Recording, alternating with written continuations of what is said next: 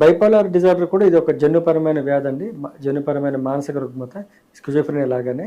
By అంటే 2, ఇది 2 రకాలుగా ఉంటుంది. ఉంటే పేషెంట్ డిప్రెషన్లో ఉంటారు, లేకపోతే మేనియాలో ఉంటారు.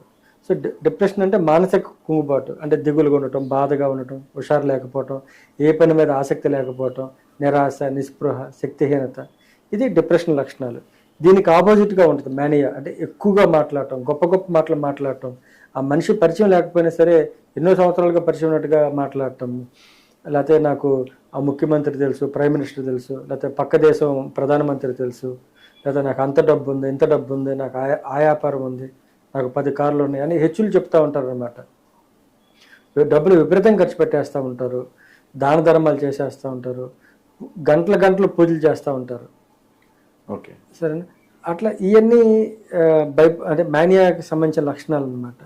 సో నేనే చేయగలను, నా వల్లే అవుతుంది, లేకపోతే అట్లా విపరీతమైన హావభావాలకి గురవుతూ ఉంటారు అనమాట. సో ఈ మేనియాలో కూడా కొంతమందికి ఇరిటబుల్ మేనియా అంటాం, అంటే కోపం, చికాకు, ఎదుటి వాళ్ళని దాడి చేయటం, ఎదుటి వాళ్ళ మీద రాళ్ళు వేయటం, ఇనప వస్తువులతో దాడి చేయటం, లేకపోతే వాళ్ళ ప్రాణం తీసే ఆ గుణం కూడా ఉంటుంది, ఇరిటబుల్ మేనియా అంటాం దాంట్లో. సో ఇది 2 రకాలుగా ఉంటుంది, ఉంటే డిప్రెషన్లో ఉంటారు, లేకపోతే మేనియాలో ఉంటారు.